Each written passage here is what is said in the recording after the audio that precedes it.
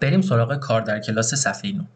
شماره 1. اگر یو مجموعه تمام استان‌های کشورمان باشد و آ مجموعه استان‌های غیر ساحلی، آ پریم رو بیا نمایش بده. ببین خب آ پریم میشه مجموعه استان‌های ساحلی دیگه و دیگه الان نمی‌نویسمش دیگه. ببین ساحلی‌ها کدومان؟ سیستان بلوچستان، هرمزگان، حالا فارس که نیست، بوشهر، خوزستان، گیلان و مازندران و گلستان. ساحلی ها میشن اینا، غیر ساحلی هم همه چیز به غیر از اینا که مشخص کردم. زیاد سوال عجیب غریبی نیستش، پس ولش میکنیم. میریم سراغ قسمت 2. فرض کنیم یو مجموعه تمام اتومبیل‌های پلاک گذاری شده کشور و بی مجموعه اتومبیل‌های با پلاک فرد باشد. حالا ب پریم چه مجموعه‌ای خواهد؟ ب پریم یعنی هر چیزی به غیر از اتومبیل‌های پلاک فرد دیگه. یعنی ب پریم در واقع میشه یو ام ان های بی. خب اگر فرد نباشه چیه؟ زوج دیگه. پس میشه مجموعه اتومبیل‌های با پلاک زوج. قسمت 3 گفته که با فرض آنکه n مجموعه مرجع باشه، هر مجموعه رو به متمم خودش وصل کنه. یکیشو خودش وصل کرده. 1 3 5 7 9 میشه فردا، متممش زوج هاست دیگه. 2 4 6 8 10. بریم سراغ این یکی. 3 6 9 12. خب مضربای 3 رو اومده مشخص کرده. اگه دقت کنین اینجاست، یعنی این باید به این وصل بشه. 1 2 4 5 7 8 که فقط این مضربای 3 رو نداره. پایینیش 1 2 3 الان 9، یعنی تا 9 رو داره. خب متممش میشه از 10 به بعد. طبیعتا این آخری هم باید به این بالایی سمت راست وصل، ولی باز چک میکنیم. 2 3 5 7 11 13 اعداد اول اومده نوشته. هر کدوم که عدد اولو نداره دیگه. اینجا 1 4 6 8 9 10 الی آخر. بریم سراغ سوال 4 که به صورت صحیح غلط و اینا داخل امتحانات زیاد قرار ببینیم.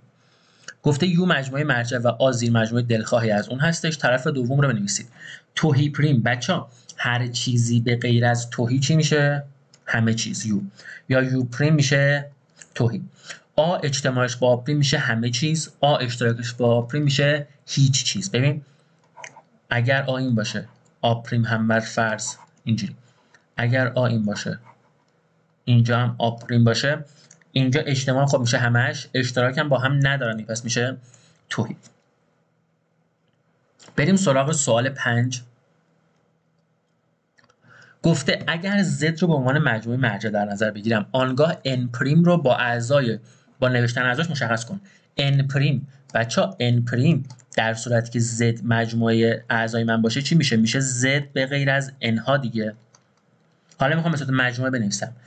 N ها رو از رو Z کم کن. چی هم باقی میمونه؟ خب ببین منفیه که سر جاش هستن دیگه. یعنی مثلا از منفی 3 منفی 2 منفی 1 0. آیا 1 رو بنویسم؟ نه. 1 2 3 4 عضو n بودن که اینجا حذف شدن. پس میشه از منفی ها تا 0.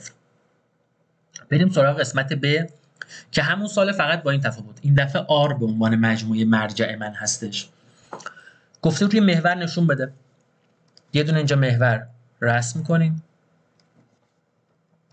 خب n پریم هر چیزی به غیر از اعداد طبیعی. من فرض می‌کنم اینجا 0 باشه. 1 2 3 4 تا همین 4 معمولا بنویسیم کافی هستش. همه چیز به غیر از عددهای طبیعی. من روی عدد طبیعی دایره تو خالی میذارم، یعنی اینا نیستن، ولی هر چیزی به غیر از اینها هستن. پس همه این فواصل رو به هم وصل میکنم. اینم شد 5 قسمت ب. بریم سراغ سوال 6 که یه سوال چند قسمتیه در واقع. گفته فرض کنیم یو باشه 1 2 3 4 5، ای هم باشه 1 2 3، ب هم باشه 2 4. ابتدا آ پریم و ب پریم رو بنویسید. با توجه به یو باید بنویسید. آ پریم یعنی هر چیزی که عضو ای نیست. چی باقی میمونه؟ 4 و 5. ب پریم یعنی هر چیزی که عضو بی نیست. 2 و 4 اگر ازش حذف کنم میشه 1 3 5. حالا اومده اینجا یه سری چیزا از من پرسیده. گفته اولی مثلا A اجتماعش با B. خب A و B ببین ما اینجا داریم، این B این A. اجتماعشون چی میشه؟ 1 2 3 4. 1 2 3 و 4. حالا قسمت بعدی A اجتماعش با B پریم یعنی هر چیزی به غیر از این A اجتماعش با B. خب هر چیزی به غیر از این چی باقی مونده؟ فقط عضو 5 باقی مونده. اینجا A پریم اشتراکش با B پریم. ببین میتونم از این استفاده بکنم. بین 1 2 1 3 5 و 4 و 5 اشتراک چیه؟ همون 5. میخواد چی بهت بگه؟ یه نتیجه گیری میخواد بکنه. میخواد نتیجه گیری بکنه که آقا A اجتماعش با B که پریم میگیره در واقع همون A پریم اشتراکش با B پریمه. پس اینجا یه دونه فرمول ما الان تونستیم بسازیم. این فرمول مهمی بودش که ما اینجا ساختیم.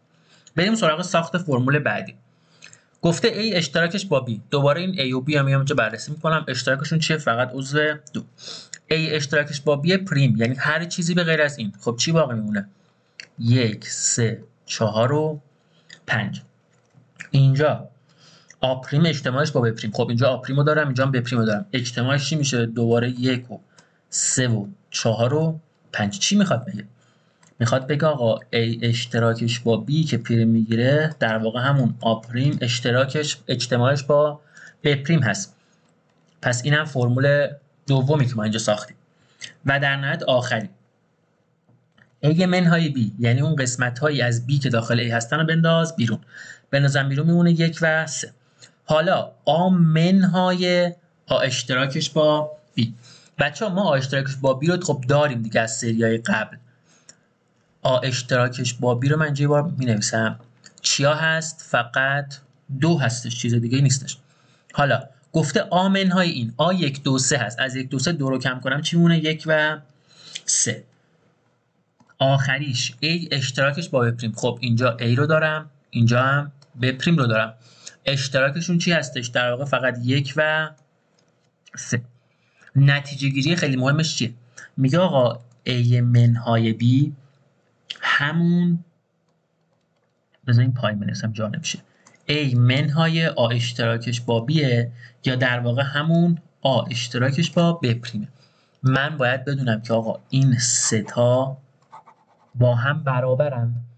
پس در واقع این سوال یه سری نتیجه گیری خیلی عالی داشت.